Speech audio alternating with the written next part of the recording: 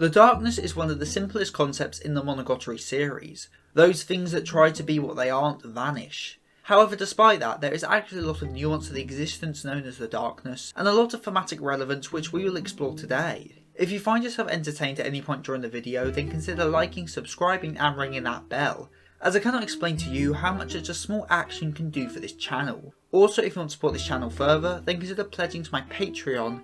Anyway, on with the video. The darkness is not an oddity, nor is it a human.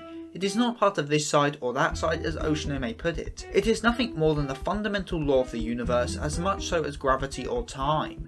It is not something that can be defeated or conquered, it simply exists. It is the law of purpose that dictates oddities, it dictates why they exist, how they appear and how they function. As oddities are born from human belief, they are given purpose by human belief, and an oddity must obey such a purpose. They must be what humans believe them to be, do what humans believe them to do, as if not the darkness will come along and swallow them up.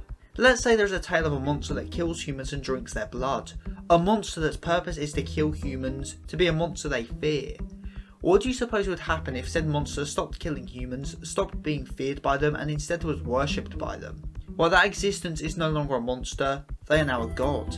Their purpose has shifted as the beliefs of humans of what people believe the oddity to be have changed.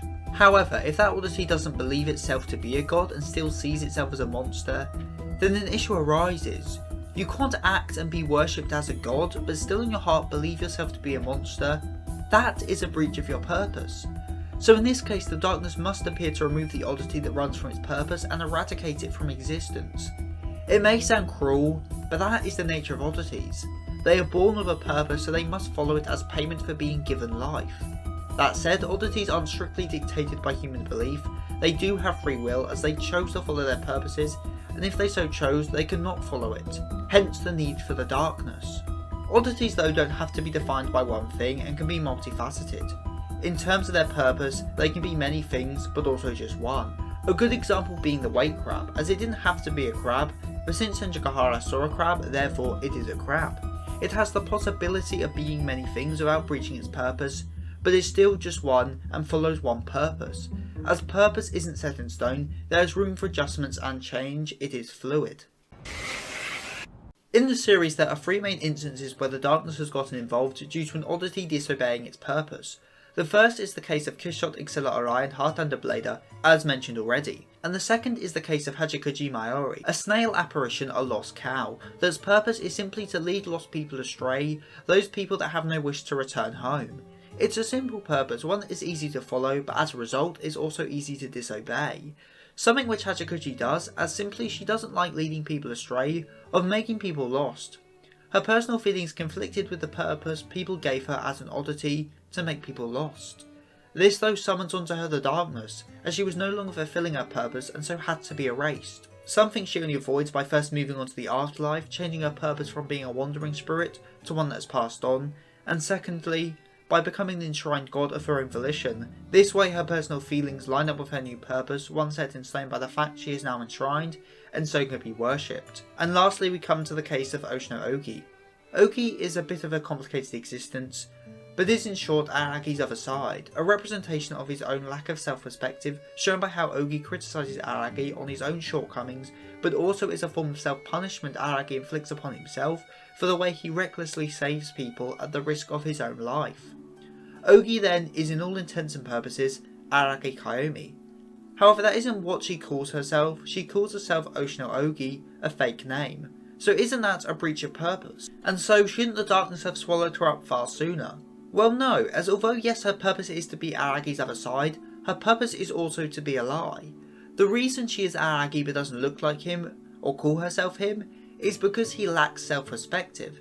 So much so that he can't even recognise himself, aka Ougi. And so in order to fulfill her role as a representation of his lack of self-perspective, she has to become someone he fails to perceive as himself, as once again he lacks self-perspective. Only then when he understands her identity is her purpose broken, as he now has gained self-perspective for himself, and so can perceive Ougi as himself. But if that's all true, then why did Oshino calling her his niece mean she no longer was in breach of purpose? Well, that's because her purpose changed. She no longer needed to be Aragi's lack of self-perspective as he gained self-perspective. Therefore, all she had to do was find a new purpose, and she was safe. And well, since a big part of her purpose was already being a lie, having a fake name, then surely becoming the fake niece of someone by using a fake name and lying about her true identity, she is once again acting as a lie, she is still fulfilling her purpose. As Oshino Ougi is Oshino Ougi. It is her purpose to be Oshino Ougi.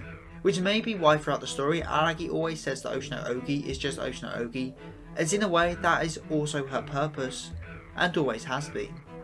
Though all of this is just one interpretation of Ougi's character, so if you subscribe to a different explanation of her relationship to the darkness, then of course feel free to believe it, and if you do believe in another interpretation, then please comment down below, I'd love to give it a read. The darkness is a criticism of oddities, much like how Ougi is a criticism of Aragi. It makes sure oddities don't stray from their purpose by threatening them with full-on erasure. And on a more thematic level, I think it's a representation of the idea of being true to yourself. As oddities are a manifestation of purpose, they exist for a reason, one laid out for them. That said, they still have flexibility, an oddity has free will, and the purpose of an oddity is not just made up of the human view, but is also by the actions and mindset of the oddity itself.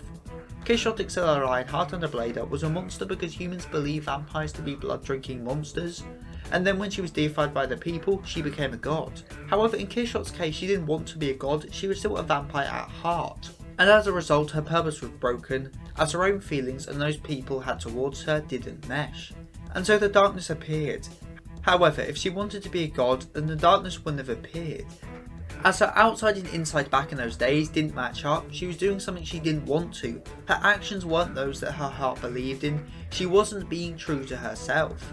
As an oddity that is true to themselves in their purpose and their actions will not be erased. Only oddities that lie about their true selves and make actions they don't want to are erased. Quixote lived as a god even though in her heart she was a vampire and so was threatened with erasure. Hachikuji was a lost cow but didn't lead people astray, so she was threatened with erasure. And Ougi, a living lie, was exposed and so was threatened with erasure. As well, it's in an oddity's nature to be what they are. And so an oddity has a responsibility to be themselves in order to not be erased. Ononoke struggles to use tools as she herself is a tool. A tool is to be used, not to use. She has accepted this existence and takes pride in it. Therefore her inner feelings match up with her purpose and so has no fear of the darkness, as she is being true to herself and her own feelings. The same can be said for Suki.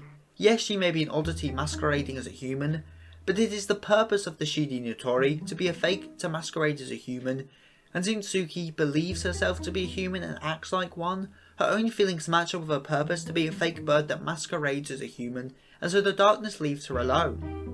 Although one theory I once read suggests that if Araki came to learn her identity and not accept her as his sister, then the darkness would have showed up and that this is the method with which Kagane planned to exterminate Suhi.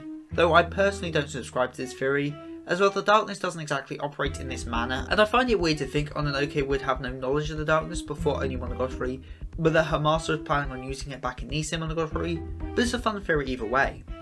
The point is, if you're true to yourself, you live on, and if you lie to yourself and lie about who you are, you don't. And also you could even argue that if you uphold your duties, your purpose, you live on, and if you don't, and leave them unfulfilled, you don't. Meaning the darkness also represents the idea of upholding duty, but I am less sure on this being intentional or not. The darkness, in short, is simply a mechanism which erases oddities that aren't true to themselves and stray from the proper path, but is also a way in which the theme of living true to yourself can be explored, with those characters who take actions they don't agree with at heart suffering in the long run, and those who want to change their purpose making strives to do so in order to honour their inner feelings.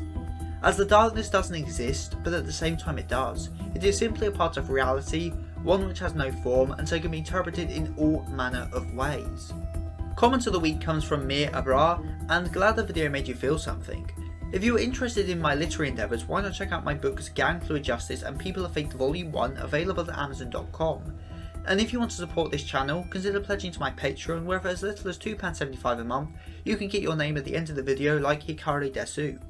So with all that said and done, I've been Seth the Sin, the Deadly Sin of Geek, and I'm signing out. Stay safe everyone.